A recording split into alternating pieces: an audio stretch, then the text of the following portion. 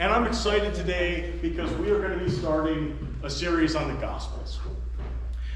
This came out of a conversation Chris and I had on our Saturday morning Bible studies. We've been going through the book of Mark, and it's taken about a year. We've gotten a lot out of it. And we were talking a little bit about why we don't preach the gospel more. At least when I was a kid, I grew up in these non-denominational, evangelical churches. And it seemed like we would preach about the Gospels on 3 occasions: Christmas, Easter, and to talk about the Sermon on the Mount. And otherwise, we would go to Romans, or we'd go to one of the other epistles, Hebrews, James. We didn't talk about the Gospels a lot. My theory on that, it was just a theory, but I think in the churches I went to as a kid, they had it was a very good view that we needed to evangelize. We tell people the good news, to move them in our minds. It was like there was a big metaphysical line somewhere, and we needed to move them over from unsaved to saved. That was the goal. And that's a good goal. And we viewed that as what the gospel's for. You teach children, you teach anyone what the good news is. There is one unintended consequence of that, though, and that can be that you get in this kind of mindset that the gospel is meant for people who are lost. And then once you get over here on this side to Christianity, then you have to start reading the other books. That's when you go into the other ones. And the gospel is really, it's when you think about it, this is how we kind of viewed it. The gospel is meant to save people, but then after that, it's, what do we do? It's, you have all these other books. I would refute that personally. And I think that the Gospels, Matthew, Mark, Luke, and John, have just as much or more for us as we live our Christian lives than when we came to Christ. And that is why we are going to jump into the Gospels with a series that we are starting today. When Chris originally, we were talking about how in our childhood churches they hadn't preached the gospel a lot, I immediately said, we should do a sermon series on one of the Gospels. And I was like, we can pick one and really go through it in a lot of depth. It'll be a reasonable amount of time. And Chris said, no, we're going to go through all of them. And I was a little intimidated by this. I'm going through all of it. There's a lot of stuff here. I mean, we're going through all of that. It's a lot. But as I got thinking about it, I realized Chris was right. That these Gospels, this good news, if we want to fully appreciate it and understand it, we need to go through all of it. We can't just pick and choose. So I was really excited about this when he talked about it. After I got over my initial reservations, I thought this was a great idea. And so today I'm going to kind of explain what we're going to be doing for about the next year in going through all the verses of Matthew, Mark, and Luke, and then some of John. So the way we are going to do this, like I just said, we are going to start going through verse by verse Matthew, Mark, and Luke. The reason for this is how the Gospels kind of came to be. The kind of generally accepted way that the Gospel started was that Mark was probably the first one. That as the apostles and that early generation who had seen Jesus and heard from him began to move on or die off, their stories and the story of Jesus needed to be preserved. And the first one was probably Mark, at least the ones we have. From there, Matthew and Luke seem to have their own traditions, their own information, and they used Mark as kind of a template to put it all together, to make this coherent gospel for themselves. So Matthew, Mark, and Luke are what are called synoptic. If you don't know what that means, don't worry. It's just one of those big words that theologians make up out of Greek because they need to justify their jobs. Synoptic really just means you can line them up and read them next to each other. That they follow the same basic storyline. And so they're called synoptic. It means you can read them together. So Matthew, Mark, and Luke probably developed this way, and they were written that way. John is a little different. John, as the name suggests, came out of the tradition of the beloved disciple, the one who laid his head on Jesus' chest at the Last Supper. And it focuses a lot more on Jesus' personal interactions with people and explaining who he is, And because of that, it's not that nice lines perfectly up. There are several points of contact between them, but if you're going to go through John, it's just the chronology is different, so it makes it much more difficult. So what we are aiming to do, what Chris and I have done, have set up a list of all the verses that match between Matthew, Mark, and Luke, and we'll take a set of those, preach on them each week, and where it connects to John, we will bring that in. Now I'm excited about this for a specific reason, and that is because I came to appreciate the Gospels more about 13 years ago. I was in a church with Chris and Adrian in their little home church. In that church, I'd gotten sober, I had met my wife, and I also started to preach. And I had been in church services as a kid. I knew all the stories about Samson and Delilah and Adam and Eve and all those. But I also had read the Bible myself.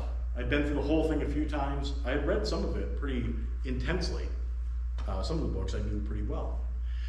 And I'd started to preach, so when we moved to this little town out in West Texas, I thought I was ready to just go at it. Like, you know what, I am equipped, I can start off, and I know everything I need to know, I'm gonna go do it. And then I read this book. It was a book by a guy named Gary Wills. You may have heard of him. He's actually a journalist who wrote some influential books in like the 70s or so. But he's also a devout Catholic. And what he had done is he had gone through a lot of Bible scholars and theologians and such, and wrote this very slim volume just called What the Gospels Meant. And he looked at each gospel, seeing who it was written to, what it was written for, what it says about Jesus and why he came and who he was. And he delved really deeply into the meaning behind all these texts. And what I realized was that in my reading, I had been skipping across the surface like a rock on a lake. Just skipping over, superficially understanding, but not really delving deeply. Not going more deeply into the text, understanding what it is saying about Jesus. And it was convicting, but it was also pretty exciting. Because I started looking at what he had talked about, and I was like, wow, there's a lot here. And I kept studying on my own. I'm like, oh, there's even more. And I've continued studying for 13 years, and I still haven't gotten to the bottom. And so, understanding that each of these Gospels on their own have the message of Jesus Christ in it, but they present it in ways that are new, and they impact us in different ways. I've come to appreciate all of them, and develop a passion for just going over these books again and again, because I was exposed to them in this way. I could see that there was more there that I was missing. And all it has done is brought me into a closer relationship with Christ, to have more of an appreciation for who he is, what he has done, what it all means, how God orchestrated it all. It's this amazing story that is right there, just beneath the surface of the text. And that's one reason why we want to do this, is to compare across, to find out who Jesus is, why he is here, what the Gospels really mean when they are relating this. And that is the purpose of this series. So, like I say, I'm excited to begin this with you all, and I hope you'll be here for, like I said, the next 52 weeks or so as we go through it. We need commitments now. Yes. So I have a sign-up sheet in the back. You have to be here. There will be homework and a test at the end. We feed you during if you come to. Let's begin by looking at this, because you'll notice there's not just one gospel when we talk about the Gospels. There are 4. And each one is unique in the way they have been writing, the situation they're in some of what they're focusing on and looking at. And if we take the Gospels and just say, okay, it's basically the same story across a whole bunch of things. Jesus told us to be nice and believe in him. That's the end. We can't really appreciate each one of these authors and why they have been preserved in the Word of God here. So I just want to go through and introduce everyone to each Gospel. I'm sure you've read them before or heard about them before, but just some of the character and some of the way it's set up, so that as we continue for the next year, you're not lost saying, is this Luke? Is this Matthew? Why does this make no sense here or make no sense here? Hopefully this will give us some foundation so that as we go into it, we can understand each author and what they're trying to do in their text. So we can start here, if it will cooperate. There we go. So the first place we're going, if you have your Bible, I encourage you to look at it. But if not, I want to make sure we did have the text on screen because it's a lot flipping. But this is the beginning of the Gospel of Mark. The Gospel of Mark, like I said, is probably the first gospel that came out there. The Gospel of Mark is, I'll tell you, I'm trying to think of how to say this diplomatically, but the writing in the Gospel of Mark, not the greatest. It's written in very choppy fashion. It's almost like if you've ever had like a third grader come to you, really excited after a movie, and they say, you ask, what happened? It's like, well, there was a good guy, and then there was a bad guy, and then they fought, and then. This is the kind of narrative structure of Mark. You see the word immediately, this happened. It also tends to have very short passages. If you look at, you don't have to turn there, but for the temptation of Christ, I'm sure everyone knows about the temptation where Satan comes to him in the desert and tells him to turn the rocks into loaves of bread and takes him to the top of the temple and all. There's this whole big struggle between Satan and Jesus in Matthew and Luke. In Mark, that exact same story is like 2 sentences long. It just says he was tempted and then angels ministered to him. So for a long time, Mark was dismissed. It was called by Augustine the drudge and condenser of Matthew, because about 85% of Mark is in Matthew. And the idea was, well, Matthew is better. Like, if the wording is clearer, it's easier to read, let's just read Matthew. It wasn't until years later, just a couple hundred years ago, when people started seeing it probably was the first gospel, anyone paid attention. But one of the things about Mark, in spite of the coarseness of its writing, I personally think it has a very deep connection to the Old Testament and to a full theology of the Bible. That when Mark presents things, we have to be thinking about what does it remind us of in the Old Testament, especially Isaiah. 11 Mark is based on Isaiah. So what is Mark saying without explicitly saying it? Mark is not going to spoon feed us what he means. We have to look for it. So, starting off with this. This is the opening of Mark. And it starts off in the beginning of the good news about Jesus the Messiah, the Son of God. It is written in the prophet Isaiah, I will send my messenger ahead of you, who will prepare your way. A voice of one crying in the wilderness, prepare the way of the Lord. Make the way straight, make paths straight for him. Just looking at that, it starts with the beginning. Can anyone think of a book of the Bible that starts with the beginning or in the beginning? Yes. Genesis. John, in the beginning was the Word was with God. Yes. This is a beginning. And it's using the exact same word that starts Genesis, and arche in Greek. There is this tying back to not an idea of new creation, but a new thing that God is doing in his creation. That this is something original, it is something new, just like when Mark later will talk about the new covenant made in Christ's blood at the Last Supper. Here, this is a new beginning. But it's not a beginning of creation or a material world, it's the beginning of good news. So just like God created the heavens and the earth, he has now given us this kind of good news. And there's also this part where it talks about, if you've read ahead before in Mark, you know this is talking about John the Baptist. Immediately goes to talk about John the Baptist. So this part from Isaiah about John the Baptist. Except, right after that, in Isaiah, it says this, you who bring good news to Zion, go up on the high mountain. You who bring good news to Jerusalem, lift up your voice and shout. See, the sovereign Lord comes with power. He rules with a mighty arm. He will reward is with him, and his recompense accompanies him. He tends the flock like a shepherd. He gathers the lambs in his arms. He carries them close to his heart. He gently leads those who have young. That the good news about God himself coming to Israel, coming both in power and in compassion and mercy, is the immediate thing that follows this. That if we understand Isaiah or turn there and read it, we can see that the good news that is being talked about is not the good news of the coming of John, as this quotation applies to, but the good news of the coming of God himself in Isaiah, delivering in power, offering mercy and compassion. And this is something that Mark does not tell you. It's something you have to look at or have to know. But when you do, you see there's a much fuller picture here. That Mark is talking about the good news of the Son of God himself, coming in power and in mercy and compassion. As we read Mark, it is going to kind of be like this. We'll be going back to the Old Testament and pointing out this is the full section, or this is what he's referring to. And when we read Mark, whenever I talk about the Gospels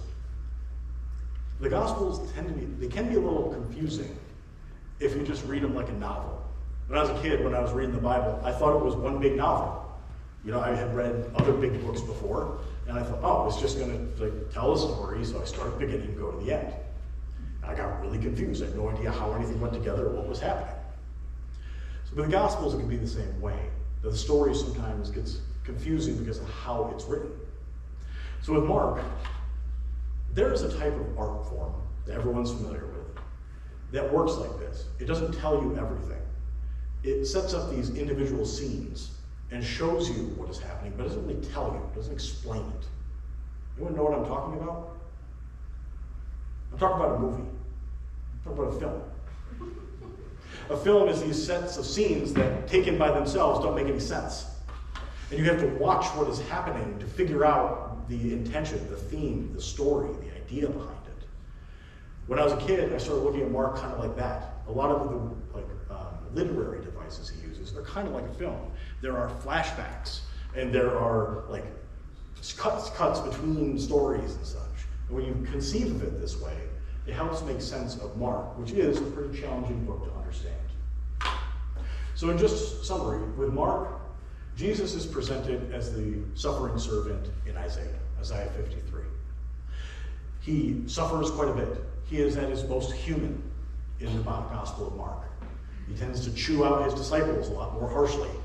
And ultimately, as he goes on, is a story of Jesus' alienation, especially in the Passion, from the Last Supper to the crucifixion, is just a process of him becoming more and more alone. He's abandoned by everyone, his disciples, the religious leaders who should have known who he was, the general people in Jerusalem, and finally he dies saying, my God, why have you forsaken me?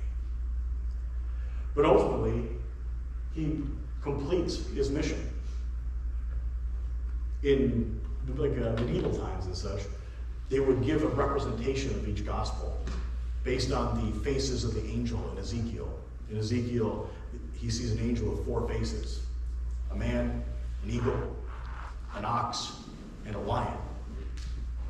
With Mark, the symbol that was used was that lion, to show that in spite of his suffering, in spite of the fact he's alienated, Christ continues his Father's plan and completes it. Zach, Yes, go. I'm sorry. Did Mark ever meet Jesus? He came after, right? That's probably true. According to church history, John Mark was accompanied Paul, and when with Paul, his mother and his grandmother were Jewish. They had converted to Christianity, or they had accepted Christ, and that's probably where he learned it from. But there is some conjecture that in the book of Mark, there's this obscure section where a young man at the arrest of Jesus is grabbed, and he has just like a sheet on him, and they grab the sheet and he runs away naked. No one has ever been able to explain why that isn't there. But one idea was that maybe that was John Mark somehow, that he was there. There's no reason to think that, but it could be. So the reason that maybe Mark is a little choppy, like scenes in a movie, is because he's just writing down the main idea of the stories he heard. It's possible that he heard these stories, he's trying to report them, or that his Greek wasn't very good. He may have been a native Aramaic speaker, and his Greek just wasn't great. So, and that would explain why his writing style is so primitive, but his theology is so advanced. There was also a thing that I learned about in Bible school that there was like a theory that there was like another writing that all the Gospels used or something like that. I can't remember Yes. what it was called. Q. But yeah. And there's a couple of ideas about the documentary theory of how the Gospels evolved. So if you want to talk more about that, I can talk to you about it. Yeah. I'm going to move on though to Matthew, because I'm already talking too much, as my wife will So, yes, ma'am. Was he not one of the disciples? No, Mark was not. You knew some of the I thought he disciples. was. The idea is that he was with Barnabas. John Mark in Acts went with Barnabas and Paul at one point, and then Paul left with someone else, and he stayed with Barnabas. There's church tradition that he went on to study with Peter, and that, as we see in Timothy, he later reconciled with Paul because he says to bring Mark to me because he is useful. But no, as far as the Gospels are concerned, no, he was not one of the disciples. Good to know. Didn't know it either. I thought he was. It's what I do. So, Matthew, this is another gospel that you're familiar with. And like I said, a lot of Matthew is based on Mark. It's very similar, even the same wording in places. But this is how it opens. This is a genealogy of Jesus the Messiah, the son of David and the son of Abraham. That's different than Mark. Mark says he's the Messiah, the son of God. It seems like you'd want to preserve the son of God part before, these guys. Part of this, I believe, has to do with why Matthew is writing. Matthew is making an attempt here to tie Jesus back to all of Israel's history, to show that Jesus is not the replacement of Israel, that he is the fulfillment. And we see this like in the Sermon on the Mount. Jesus says, "Do not think that I have come to abolish the law. The law is not going away, but I am completing it. I'm fulfilling it." Jesus is the fulfillment of the promise to Abraham and the promise of the Messiah to David. So going back to Genesis with Abraham, after Abraham was prepared to sacrifice his son Isaac, God stopped him, and he made this covenant. He said, "I will surely bless you and make your descendants as numerous as the stars in the sky and the sand on the seashore. Your descendants will take possession of the cities of their enemies, and through your seed, all nations will be blessed because you obeyed me." Now that idea of seed did not apply to all of Israel or all of his descendants. Paul makes this clear in Galatians 3. It's not everyone. It was one person specifically. And that promise to the seed was Jesus. That's what Paul argues. That is what is getting gotten at here. When it says that Jesus is the fulfillment of this promise to Abraham. That he actually is more than just a fulfillment. He is an over and abundant blessing based on this promise made to Abraham. And also, there was a promise made to David. David, when he had brought the ark into Jerusalem and was prepared to make a temple, God said, "No, you're not going to do that. This is what I'm going to do. Your son is going to build this temple for me." And he said this, gave this kind of prophetic statement. This is in 2 Samuel. So speaking to David, "When your days are over and you rest with your ancestors, I will raise up your seed to succeed you. Your own flesh and blood, I will establish his kingdom. He is the one who will build a house in my name, and I will establish the throne of his kingdom forever. I will be his father, he will be my son. When he does wrong, I will punish him with a rod wielded by men, and floggings inflicted by human hands. But my love will never be taken away from him, as I took it away from Saul, whom I removed before you. Your house and your kingdom will endure forever before me. Your throne will be established forever." And from the author of Hebrews, we see that this, in addition to the other messianic texts, their prophecies, the idea is that there is an eternal king coming in the line of David, are fulfilled in Jesus Christ. So what Matthew is doing, more than just saying that he is, the fact this has changed is not Matthew saying Jesus is not the Son of God, he's the son of these other guys.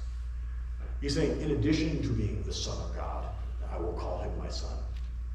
He is the fulfillment of prophecies and promises going back millennia. And this is the whole plan all the way down. It's not like God looked at Israel and said, "Man, I made a mistake with these guys. I'm starting over." He said, "No, this has been the plan. Jesus is the plan, the fulfillment of everything that came before. And everything that came before points down to him." And he does this, as we'll talk about next week, with a genealogy.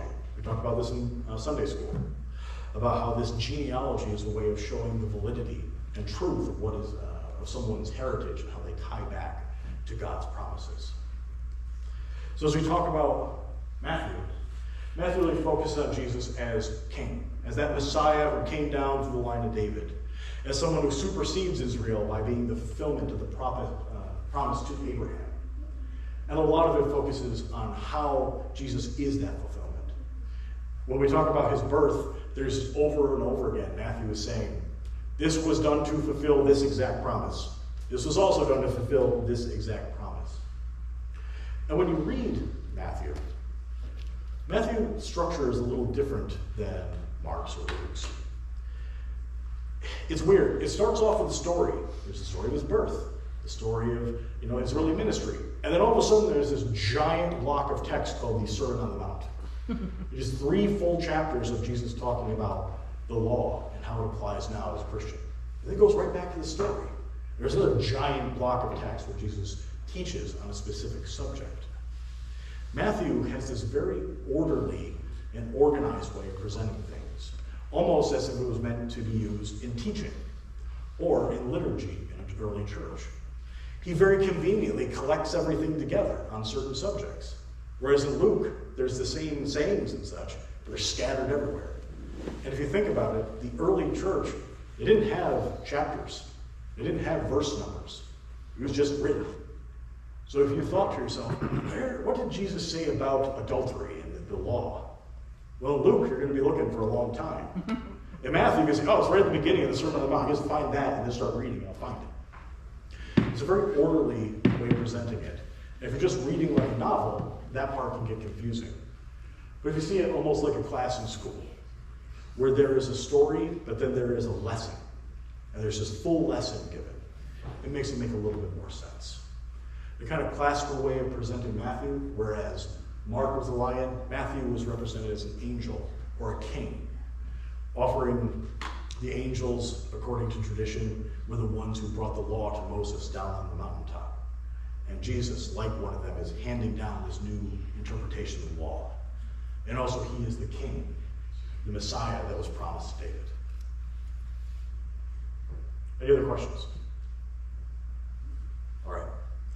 We will go on to Luke. I said Mark had probably the roughest writing in all the New Testament. Luke is probably the best, or not in the whole New Testament, in the Gospels. Luke has the best writing of the Gospels. You can already see it here. This is like a coherent statement. This makes sense. You could read this. Luke probably has the best Greek of anyone, and it makes it a lot easier to read. So a lot of people like Luke. Another thing about Luke is that the way he is writing, he is cataloging or taking stories that have already been circulating. He says it right here. And he is trying to fit them into a story that will make sense. Luke, whoever wrote this, Luke, is also almost certainly the author of Acts as well. So the Gospel of Luke doesn't end at Luke, it continues into Acts. And he tells this whole story from the birth of Christ, the birth of John the Baptist, all the way down to Paul being imprisoned, the entire story of the early church. He catalogs it, it makes a lot of sense. Like I said, it's much easier to read. So reading Luke here, many have undertaken to draw up an account of things that have been fulfilled among us, just as they were handed down to us by those who from the first were eyewitnesses and servants to the word. With this in mind, since I myself have carefully investigated everything from the beginning, I too decided to write an orderly account for you, most excellent Theophilus, so that you may know the certainty of the things you have been taught. There's a reason that Luke and Acts make up more than 25% of the New Testament. He just talks a lot. But in this is an introduction, and it sounds almost like the introduction to a novel or like a book. And that is because the way he wrote it is kind of like that. Not that this is fiction, but that he is trying to make it a coherent story. He's trying to make it like a story you would tell somebody. And he does. Of all the Gospels, the way you can read Luke that's probably the easiest is to read it like you would a novel. Read it as a story. It makes more sense that way, and it's also easier to understand than some of the others. Luke is also where we find Jesus. If Mark is where he's most human and the suffering servant, Matthew has this the fulfillment of prophecy and this Messiah. Luke really is where Jesus is most humane. It's where he seems to be the most mild. He does not chew out his disciples as harshly. Some of the language is tempered a little bit. And it presents Jesus as this healer, almost like the priest come to us. If in Matthew is a king, here he's more like a priest, ministering to his people. His concern tends to be with the poor, the disaffected, people on the outskirts of society. And so Luke presents Jesus in this fashion. So when we're reading through the Gospel of Luke, we really see Jesus like a shepherd, shepherding his flock. We see him as Savior and healer, and it is written down like a story, easy to understand that way.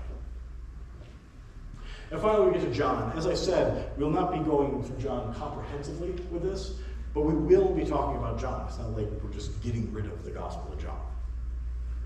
But I just want to introduce you to John with this. So, in the beginning was the Word, and the Word was with God, and the Word was God. He was with God in the beginning. Through him all things were made that were made, and without him nothing that was made, that has been made, would have been made. It is this kind of reflexive, almost circular statement, which makes perfect sense. It's actually very tight in the original language. It makes a lot of sense. It is miserable to read in English. But we see that John's main concern is not with the birth narrative. It's not with explaining what's happening. His main concern is saying Jesus is God over and over and over again. John is the most explicitly theological book that we have among the Gospels. A lot of where we get our ideas of the Trinity, of the nature of who Christ is, come from John. And the way John is set up, it's essentially the same format over and over, for at least the first part.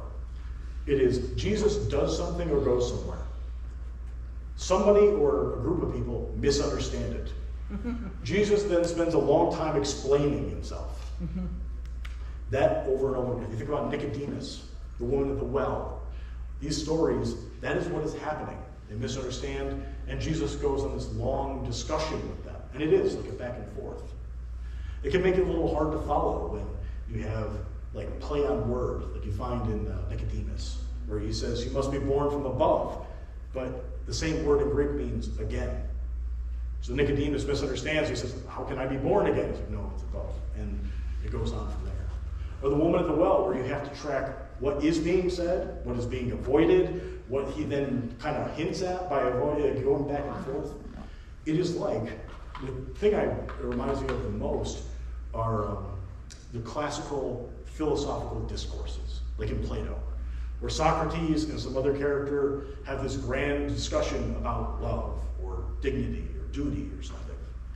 And you have to track what is being said, what's not being said, who said what there is. And what it does is it allows you not just to hear what they are saying, but to understand how they are thinking, why they think the thing they do. The Gospel of John is similar to this, where Jesus is very explicit, and you can see how he is laying out who he is.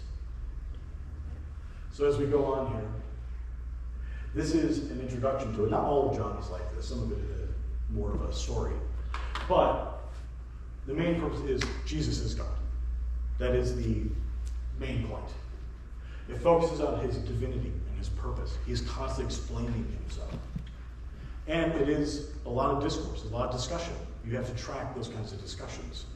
And if you look at it that way, it makes it easier to understand John. So, as I'm wrapping up here, Chris, if you want to come up and get ready. I know this is a lot. I promise you not all the other sermons we have in this series will be this boring. But it is important to lay this out. So you understand, as we come up here and start talking about, how Mark is referring to all these things in the Old Testament, or how Matthew is talking about this is the fulfillment of this Old Testament prophecy. Or in Luke, we're looking at it like a story. So remember when he said this? That's why this is happening. Or if we bring in John and say, this is really confusing, but this is what it means. That everyone is able to embrace this. Because like I said in Sunday school, just like I had this experience with the Gospels, where diving into them this deeply has just brought me closer to Christ, ultimately that is our desire for you. You could have the same thing.